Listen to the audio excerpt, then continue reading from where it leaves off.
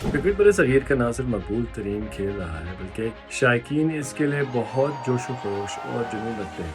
यही नहीं बल्कि इंडिया में क्रिकेट की तारीख भी बहुत दिलचस्प है। अगर एक तरफ इंडिया और पाकिस्तान दोनों का कौमी खेल हॉकी है, वहीं क्रिकेट की जड़ें भी यहाँ बहुत गहरी हैं। इस खेल के पस मंज़र में कई कहानियाँ हैं जिनसे तारीख की कई तहों को समझने में मदद मिल सकती है।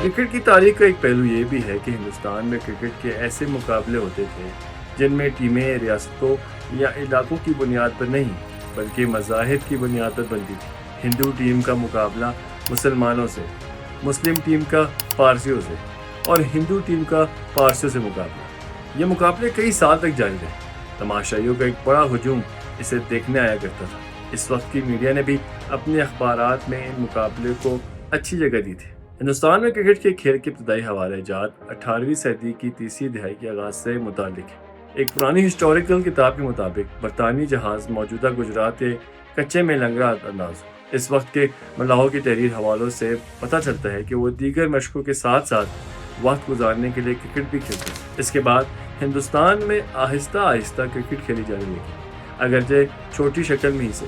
कलकत्ता क्रिकेट क्लब का आगाज 1792 में हुआ था। ये क्लब एमसीसी क्लब के बाद दुनिया का कदीम तरीन क्रिकेट क्लब है। उस वक्त ये हिंदुस्तान में पारसी बरादरी थी जिसने सबसे पहले क्रिकेट को अपनाया। 1848 में पारसी बरादरी ने ओरिएंटल क्रिकेट क्लब का आगाज किया। इसके बाद पारसी बरादरी ने कई दूसरे क्रिकेट क्लब भी खोले। ये पारसी कम्युनिटी की माली ताकत थी जिसने उन्हें अपनी टीम बरतानिया भेजने की इजाज़त दी। सन 1879 और 90 में इंग्लैंड की जीएफ वर्नर की कप्तानी में हिंदुस्तान हाली टीम को पारसी बरादरी की टीम ने 4 विकेटों से शिकस्त दी। ये किसी भी हिंदुस्तानी क्रिकेट टीम के लिए बहुत बड़ी जीत थी। बोरिया मजुमदार, सीनियर स्पोर्ट जर्नलिस्ट और सचिन तेंदुलकर की Svane Umri play it my way के मुसन्निफ ने बॉम्बे बैटिंग गोल के बारे में लिखा है।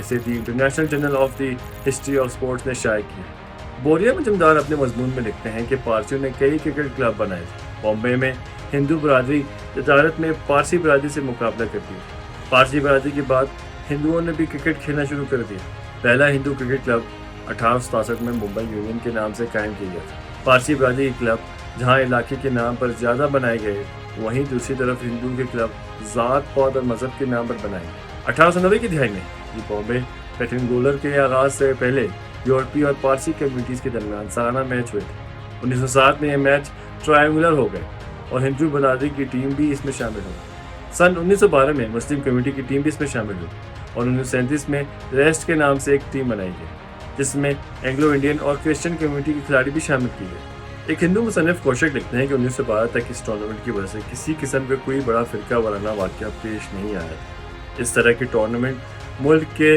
दीगर हिस्सों जैसे सिंध, लाहौर, दिल्ली और वसती सूबों में मुनक़िद हो रहे थे।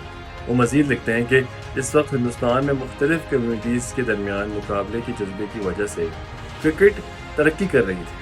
इसके साथ कोशिश करना था कि मैच देखने के लिए आने वाले लोगों में ये देखा गया कि वो अपनी बरादरी के लिए मैदान में आए और उन्हें सपोर्ट करते। सन 1930 की दहाई के आगाज़ तक इस टूर्नामेंट में स्पोर्ट्समैनशिप का जज्बा बरकरार देखा गया। कोशिश लिखते हैं जब 1924 में मुस्लिम टीम ने टूर्नामेंट जीता तो हिंदू इनकी जीत का जश्न मनाने में शामिल हुए। मोहम्मद अली जिन्ना ने भी इस अच्छी स्पोर्ट्समैनशिप की तारीफ की। बरादरियों के दरमियान मुकाबला फिर करवाना कैसे हुआ? कोशिक ने मशहूर मौरख येनांदर पांडे का हवाला देते हुए लिखा कि 1920 की दिहाई से पहले हिंदुस्तान को मुख्तलिफ बरादरियों के लिए एक ग्रुप के तौर पर देखा जाता था जिसके फ्रेमवर्क में दी बॉम्बे पेट्रोल जैसे टूर्नामेंट फिट होते थे। हिंदुस्तान का ये नज़रिया 1920 की दिहाई में बदलना शुरू हुआ। अब हिंदुस्तान को लोगों के लिए ग्रुप के तौर पर देखा जाता था। कोशिक लिखते हैं टूर्नामेंट ने एक कौम के तौर पर उभरते हुए हिंदुस्तान में मज़हब की बुनियाद पर टीम मुकाबलों की ज़रूरत के बारे में एक बहस को जन्म दिया। बहस में 2 धड़े थे, इनमें से एक का कहना था कि मुकाबला क्रिकेट के ज़रिए कम्युनिटीज़ को एक दूसरे के करीब लाने की कोशिश है। एक और धड़ा कहता था कि इस तरह के टूर्नामेंट ख़राब मुकाबले का जज्बा पैदा कर रहे हैं, कम्युनिटीज़ को एक दूसरे से दूर कर रहे हैं। कोशिक के मुताबिक 1928 में बीसीसीआई के क़याम के बाद इन मुकाबले को खिलाफ आवाज़ें उठती थीं, लेकिन फिर भी इस टूर्नामेंट के हक़ में कई आवाज़ें उठ रही।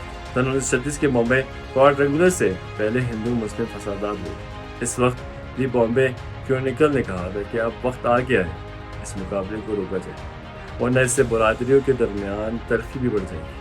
سن 1937 میں جب ریسٹ سائڈ کو ٹورنامنٹ میں شامل کیا جا رہا تھا، جی سی میترا اور جی ایم گانگولی جیسی بڑی شخصیات نے مشورہ دیا کہ ملک کو مفاد میں ٹورنامنٹ کو بند کر دیا، لیکن گاندھی نے ایسا کیا احسان کیا؟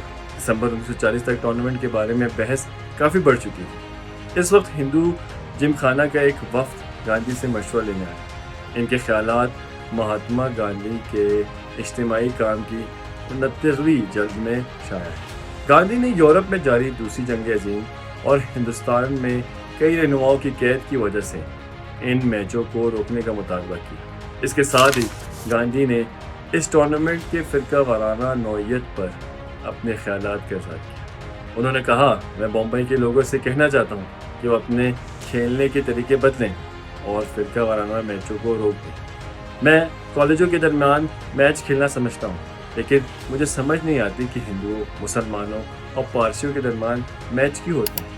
میرے خیال میں اس طرح کے غیر رسمی کھیلوں کی تقسیم کو کھیل میں برا سمجھا جانا چاہیے۔ گاندھی کے بیان کے بعد ایک گروپ نے تعریف کی تو ایک نے تنقید کی۔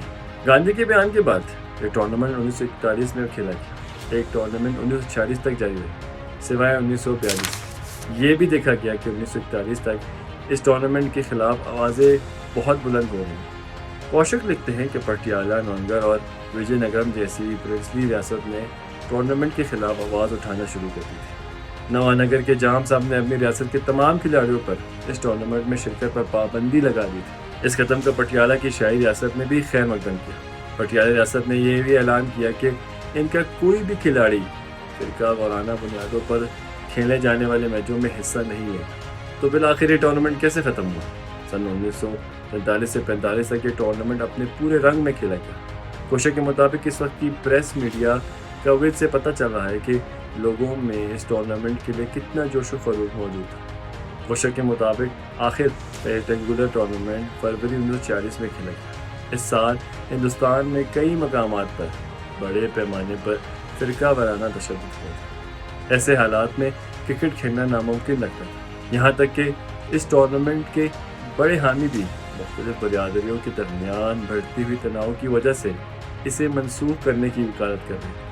اس وقت کے بی سی سی آئی کے صدر انتھونی ڈی میلو نے اس وقت کہا تھا کہ ٹورنامنٹ سے ملک کا امن خراب ہو سکتا ہے۔ بعد میں اسے دوبارہ شروع کرنے کی کوششیں کی گئیں، لیکن ناکام ہوئی۔ بوریا مجمدار کا کہنا ہے کہ اس ریکٹینگولر ٹورنامنٹ کو اس کے آغاز سے لے کر اس کے بند ہونے تک سیاسی اور اقتصادی تصویر کے ذریعے سمجھنا ضروری ہے۔ وہ کہتے ہیں کہ اگر ہم اس ٹورنامنٹ کا مطالعہ کرتے ہیں تو ہم سمجھتے ہیں کہ اس ٹورنامنٹ کو بند کرنے کے لیے جو سیکولرزم کی تصویر بنائی گئی، اس کے پیچھے سیاسی اور معاشی عوامل بھی کام کریں۔ ریکٹینگولر ٹورنامنٹ کے بھرے اسٹیڈیم کے مقابلے بی سی سی آئی کی رنجی ٹرافی میں اسٹینڈیز خالی ہوتے تھے۔ اس کی وجہ سے بورڈ اور ریکٹینگولر کی مخالفت کرنے والوں کو نقصان اٹھانا پڑا۔ بی سی سی آئی اور سرحدان ممالک نے اس ٹورنامنٹ کو قومی تحریک کی راہ میں رکاوٹ قرار دے کر دبانے کی پوری کوشش کی، لیکن اس کوشش کی کامیابی کا اندازہ اس بات سے لگایا جا سکتا ہے کہ 1946 میں ریکٹینگولر ٹورنامنٹ کے اختتام کے بعد بھی لوگوں نے رنجی ٹرافی کے لیے کوئی خاص جوش و خروش نہیں دکھایا۔